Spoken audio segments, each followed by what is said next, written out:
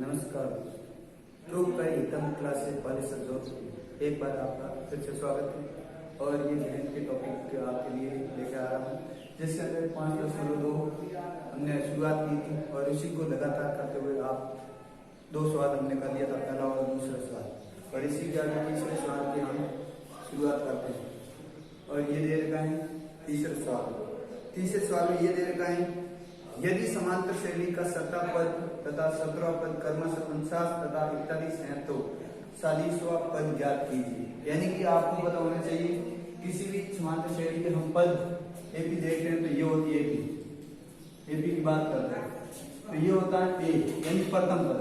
दूसरा पद ज्ञात करना होता है ए प्लस डी, तीसरा पद ज्ञात करना होता है ए प्लस 3डी, ए प्लस 2डी, और चौथा पद ज्ञात करना होता है ए प्लस 3D। यानी कि ये प्रथम पद है, ये द्वितीय, ये तृतीय, ये चतुर्थ पद, यानी इसी प्रकार से 4D 5D ज्ञात करना होता है। इसी के आगे हम क्रम में ये दे रखा है हमारा तीसरा सवाल, किसी भी समांतर श्रेणी का 17 पद 19 है तथा 17 41 है तो 40वां पद ज्ञात कीजिए। यह आपको दे रखा है कि तीसरे सवाल के अंदर, यानी इसी प्रकार से आपको 40वां पद। तो अब देखो ये हमारे पास है a 6d बराबर 19, तो मैं इसकी जगह देख सकता हूँ a प्लस 5d, क्योंकि 500 पद बराबर 19, ये समीकरण नंबर बन जाएगा फर्स्ट। और दे रखा है 17 पद 41 है, तो मैं इसकी जगह देख सकता हूँ a प्लस 16d बराबर 41, ये समीकरण नंबर सेकंड। अब देखो समीकरण नंबर सेकंड, तो इनको हम विलोपन विधि से इनको ज्ञात कर सकते हैं, क्योंकि ये अब देखो ये माइनस प्लस में तो ये हो जाएगा माइनस, ये प्लस में तो माइनस, ये माइनस। अब देखो ये प्लस का है, ये माइनस का है, तो ये तो ऑप्शन हो गया कैंसिल। ये देखो 16 में से ये जाएंगे 5, तो पीछे बचेगा माइनस 11d, तो ये हो गया 11d। अब 41 में से 19 घटाना है, क्योंकि माइनस से 41 बढ़े तो माइनस के आएंगे, तो ये 41 में से 19 घटा दो तो ये बच गए 2 और ये बच गए 2, 22। तो d बराबर कितने हो जाएंगे माइनस 22 बट्टा ये इधर गुणे में इधर आएंगे भाग में, तो माइनस के घटा 11, तो माइनस से माइनस कैंसिल, d बराबर 11 हुआ 22, ये हमारे पास आ गया d का मान। अब इसी प्रकार से हमें ज्ञात करना है a का मान, d बराबर 2, समीकरण किसी में भी रख दो, 1 या 2 किसी में आप रख सकते हो, तो मैं रखता हूँ 1 के अंदर, d बराबर 2 समीकरण टेस्ट में रखने पर, समीकरण टेस्ट में रखने पर। अब हमें समीकरण टेस्ट कौन सा, ये है d की जगह, तो ये हो जाए a प्लस 5 × 2 बराबर 19, तो ये हो जाएगा a प्लस 5 × 10 बराबर 19, तो ये हो जाएगा a बराबर 19 माइनस 10, तो ये हो जाएगा a बराबर 9। अब देखो a का मान हमारे पास आ गया, d का मान आ गया, n दे रखा है।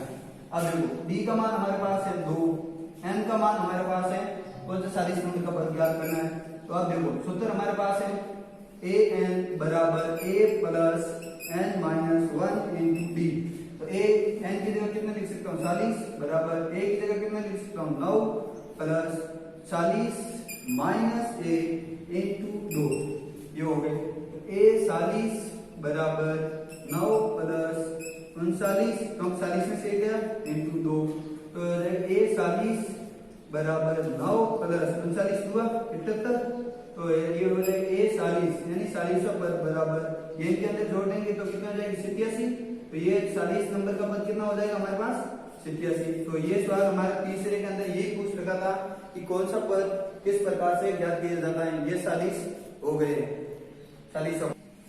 चौथा सवाल दे रखा है, किसी समांतर श्रेणी का तीसरा पद और 9वां पद क्रमशः 4 और -9 दे रखा है, और कौन सा पद यानी कि शून्य होगा, यानी हमें ज्ञात क्या करना है n बराबर हमें ज्ञात करना है ऐसा कौन से नंबर पर आएगा जो 0 होगा। तो a b की जगह मैं लिख सकता हूँ a प्लस 2d बराबर 4, ये समीकरण नंबर फर्स्ट। तो इनकी जगह 9 की जगह लिख सकता हूँ a प्लस 8d बराबर -8, तो ये इसके अंदर ये समीकरण नंबर सेकंड। अब देखो ये माइनस ये प्लस क्या है तो माइनस, ये माइनस क्या है तो प्लस, देखो ये प्लस माइनस कैंसिल, ये वो कितने बच गए -8 में से 2 गए माइनस के से, तो ये d हो गया, और ये हो जाएगा प्लस के 12, और d बराबर हमारे पास आ जाएगा 12 बटा गुणे में माइनस तो ये आ जाएंगे भाग में, से का भाग देंगे तो d बराबर -2। ये तो हमारे पास आ गया d का मान, d बराबर कितना आ जाएगा -2। अब देखो तीसरे सवाल के अंदर हमने d का मान समीकरण फर्स्ट में रखा था, अगली बार हम रखेंगे समीकरण सेकंड के अंदर। तो d बराबर -2 समीकरण सेकंड में रखने पर सेकंड समीकरण हमारे पास a, तो ये होगा a प्लस का प्लस 8 इंटू -2 बराबर -8, ये हो गया। तो ये हो जाएगा a, ये हो जाएगा प्लस और माइनस को बोलेंगे -16 बराबर -8, तो ये हो जाएगा a बराबर -8, ये माइनस के 16 जाएंगे प्लस का 16, तो a बराबर आ जाएंगे प्लस के 8 और n का मान हमें याद करना है। और d बराबर हमारे पास आ रखा है -2 और कौन सा आपको an बराबर 0, ये चीज दे रही है। तो हम फॉर्मूला लिखते हैं an बराबर a plus n minus 1 into d। an की जगह 0 बराबर a का मान हमारे पास आ गया 8 प्लस n माइनस 1, क्योंकि n का क्या करना है, d का मान -2, ये चीज दे रही है। तो ये हो जाएगा, इधर आएंगे माइनस क्या बराबर -2n प्लस 2, ये आ गया हमारे पास, क्योंकि माइनस माइनस को गुणा करने पर ये प्लस के 2 दे जाएंगे माइनस के 8 और ये हो जाएंगे माइनस के 2 बराबर -2n और इससे आगे ये यहाँ करवा रहा हूं, ये माइनस के 10 बराबर -2n, तो ये हो जाएगा -2n बराबर -10, क्योंकि ये पक्षांतर करने पर आपको आसानी, n बराबर -10 बटा -2, माइनस माइनस कैंसिल और n बराबर आ जाएगा 500, यानी 5 नंबर का पद होगा ना, वो हमारे पास कितना आएगा, 0 आएगा। ये इसी प्रकार के आपको 14 सवाल करना था।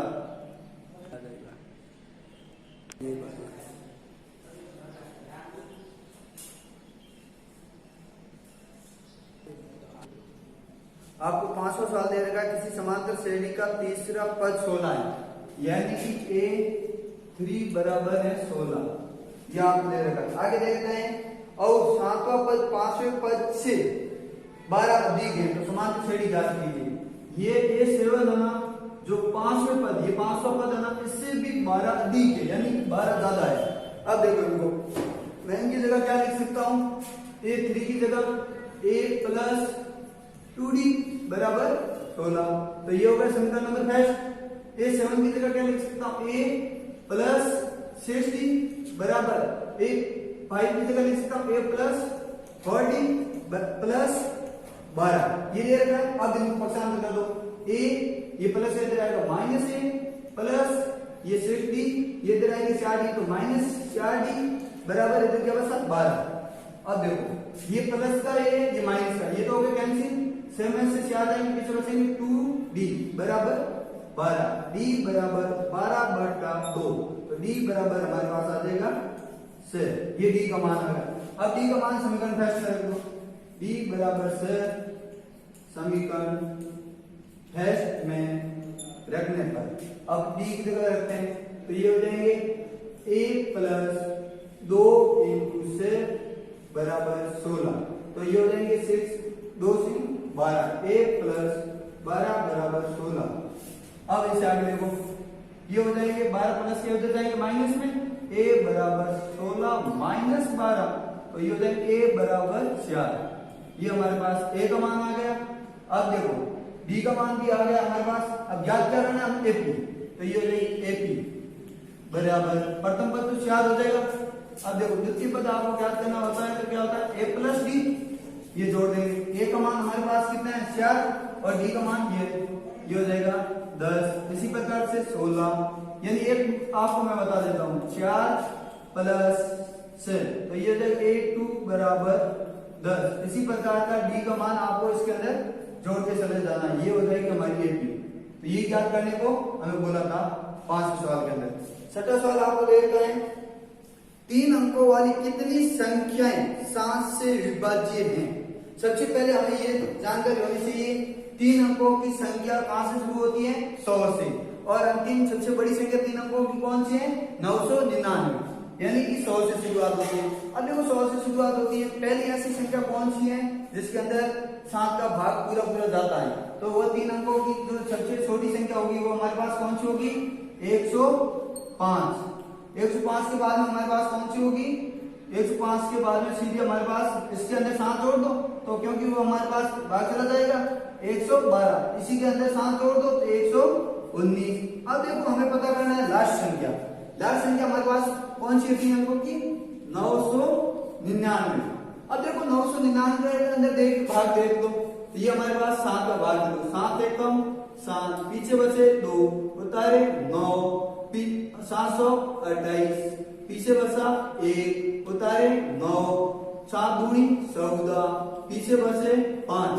अब देखो ये शेष वाली हमारे पास 5 ही बच रहे ना, तो इसी को 999 से घटा देते हैं, तो 999 से घटा देंगे तो हमारे पास कितना आ जाएगा, 994। तो अंतिम संख्या हमारे पास क्या हो जाएगी, 994। यानी कि लास्ट संख्या 3 अंकों की होगी, जो 7 से विभाज्य होगी वो कौन सी होगी, 994।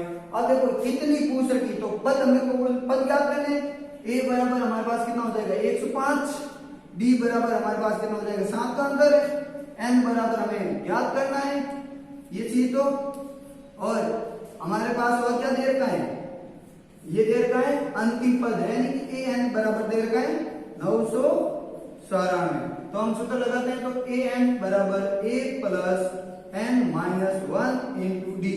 तो an हमारे पास कितना है 994, a का मान हमारे पास कितना है 105 प्लस n माइनस 1, क्योंकि n क्या कर रहा है, d का मान 7। इससे आगे हम यहाँ देखते हैं। अब देखो इससे आगे हमें यहाँ पर दे रखा है, अब इसे करें 994 बराबर 105। अब देखो 7 को n से गुणा करेंगे प्लस के 7n, और 7 को माइनस 1 से गुणा करेंगे माइनस n। अब देखो ये हो जाएंगे 994 बराबर 105 में से ये 7 जाएंगे क्योंकि माइनस है तो कम हो जाएंगे, तो पीछे बचे 99 प्लस 7n। अब ये प्लस के उधर जाएंगे माइनस, 994 माइनस 99 बराबर 7n। अब ये घटाना है तो घटा दें, सब देने से 8 है, इसे बचे 6, यहाँ 8 है, 18 में से ये गए 9 तो पीछे बस गए 9, ये 896, ये 7n।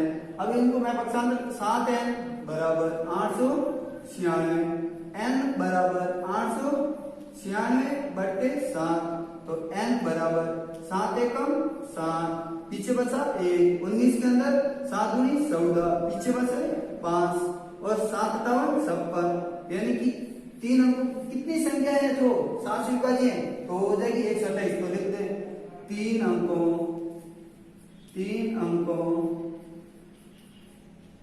की 128 संख्याएं 7 से विभाज्य है, उसके अंदर पूरा पूरा भाग जाएगा, विभाज्य है। आपको 6 सवाल करिए, और 6वां सवाल क्लियर का है। एक सूत्र है, अंतिम पद से कोई भी ज्ञात करना होता है l minus n minus 1 into D. अब देखो 7वां सवाल ये दे रखा है, एक ए बी दे रखी 10 7 4 माइनस 62 का अंतिम पद से, और माइनस 62 अंतिम पद से 11वां पद ज्ञात कीजिए। ये आपको 11 पद ज्ञात करना है। तो अब देखो पहले a बराबर हमें दे रखा है 10, a का मान, d बराबर हमें दे रखा है, अब देखो a2 माइनस a1, a2 का मान है 7 माइनस 10, तो d बराबर आ जाएगा माइनस के 3। और हमें और क्या चीज दे रखी है, इसके अंदर दे रखा है आपको n जो दे रखा है कौन सा 11, और जो आपको अंतिम पद यानी कि l बराबर दे रखा है वो है माइनस 62। अब देखो सूत्र के अनुसार ये हो गया। अब देखो अंतिम पद से, अंतिम पद से कौन सा 11 पद ज्ञात करना, सूत्र l minus n minus 1 into D. ये दे रखा है, l का मान हमारे पास क्या है माइनस 62, n कोष्टक n का मान क्या है हमारे पास 11 माइनस 1 इंटू डी का मान हमारे पास कितने हैं माइनस के 3, तो ये डी का मान, तो ये माइनस 62 ये हो जाएंगे माइनस 10 में से 11 में से 1 गया, पीछे बचे 10 गुणा माइनस 3, ये गुणा है तो ये हो जाएंगे बराबर माइनस 62। ये माइनस और माइनस को गुणा करेंगे तो ये जाएंगे प्लस 10 या 30, तो ये हो जाएगा अंतिम पद से 11 पद हो जाएगा माइनस के 32, यानी कि ये माइनस का 32 होगा, तो अंतिम पद से 11वां पद ये होगा माइनस। अब 8 साल दे रखा है समांतर श्रेणी 1 4 7 10 81 में अंतिम पद से 12वां पद ज्ञात कीजिए। अब देखो a बराबर हमारे पास दे रखा 1, अब ज्ञात करना है d बराबर a2 माइनस a1, a2 का मान हमारे पास है 4 माइनस 1, तो d बराबर हमारे पास आ जाएगा 3, ये आ गया। l बराबर हमारे पास दे रखा है 81 और हमारे पास कौन सी चीज दे रखी है l बराबर 81, n बराबर हमारे पास दे रखा है 12, ये चीज दे रखी है। अब सूत्र अंतिम पद से, अंतिम पद से, तो हमारे पास अंतिम पद से सूत्र है l minus n minus 1 into D, तो ये l का मान हमारे पास कितना है अंतिम पद 81 माइनस n कितना है 12 माइनस 1, डी का मान हमारे क्या है प्लस के 3, ये गुणा है। अब देखो ये हो गए 81, 12 में से 1 जाएगा तो पीछे बचेंगे 11 इंटू 3, तो ये हो जाएंगे 81 11 33 माइनस के 33, 8 में से 3 जाएंगे 5 और 8 में से 3 जाएंगे 5, तो अंतिम पद से 12 पद कौन सा होगा हमारे पास होगा 55। नंबर सवाल आपको दे रखा है कि एक समांतर श्रेणी में 60 पद है जिसका प्रथम पद 7 है और अंतिम पद 125 है, तो 32वां पद ज्ञात कीजिए। अब देखो ए दे रखा है तो इसकी जगह ये तो समीकरण होगा फर्स्ट हमारे पास, क्योंकि ये प्रथम पद ही दे रखा है, तो यहाँ इसकी जगह लिख सकता हूँ a प्लस 59d बराबर 125। अब देखो ये समीकरण होगा सेकंड, अब देखो समीकरण सेकंड होगा फर्स्ट में हमारे पास a बराबर आ गया a बराबर 7, समीकरण सेकंड में रखने पर अब देखो एक ही जगह ये हो जाएगा 7 प्लस 59d बराबर 125, तो ये 7 प्लस इधर आएंगे माइनस 59d बराबर 125 माइनस 7, तो ये हो जाएंगे 59d बराबर 118, 125 में 7 है तो d बराबर 118 बट्टे 59, तो ये भाग देंगे तो d बराबर हमारे पास कितना आ जाएगा 2, क्योंकि 59 का भाग 118 में 2 आ। अब याद क्या, अब a बराबर आपको दे रखा है 7, d बराबर आपको दे रखा है 2 और n बराबर आपको दे रखा है 32। याद क्या करना है a 32 यानी 32वां पद, तो सूत्र होता है an बराबर a plus n minus 1 into D, a n की जगह 32 प्रथम पद 7 प्लस 32 माइनस 1 इंटू डी का मान हमारे पास कितना आया था 2, तो ये हो जाएंगे a 32 बराबर 7 प्लस 31 इंटू 2, तो a 32 बराबर 7 प्लस 81 हुआ 62, तो a 32 बराबर 69, ये हो जाएगा 32वां पद। अब देखो 10वां सवाल है 4 संख्या समांतर श्रेणी में है, तो 4 संख्या समांतर श्रेणी में, तो हम लिख सकते हैं a p बराबर a प्लस डी और a plus 2d a plus 3d, ये हमारे पास 4 संख्याएं समांतर श्रेणी में है। अब ये कह रहा है इनका योग, यदि संख्याओं का योग 50 है, इनका योग हमारे पास 50 है, तो ये लिख सकते a plus d a plus 2d a plus 3d बराबर 50, ये हमें दे रखा है प्रश्न के अंदर। अब देखिए पहली शर्त ये दे रखी है इनका योग 50 है तथा सबसे बड़ी संख्या, तो सबसे बड़ी संख्या हमारे पास कौन सी होगी a प्लस 3d, सबसे बड़ी संख्या सबसे छोटी संख्या की 4 गुनी, तो सबसे छोटी संख्या कौन सी ये होगी, तो ये हो जाएगा a प्लस 3d, जो ये सबसे बड़ी है सबसे छोटी संख्या की क्या 4 गुनी, तो ये हो जाएंगे a4, क्योंकि ये 4 गुना हो गया a का। अब देखो पहले इनको हल करते हैं, तो हल करेंगे तो हमारे पास क्या आएगा, इनको पक्षांतर कर लेते हैं, तो ये पक्षांतर a माइनस हमारे पास आ जाएगा 4d। ये इधर ये प्लस के 3d, इधर आएंगे माइनस के d, तो ये हो जाएंगे हमारे पास माइनस 3a बराबर माइनस 3d।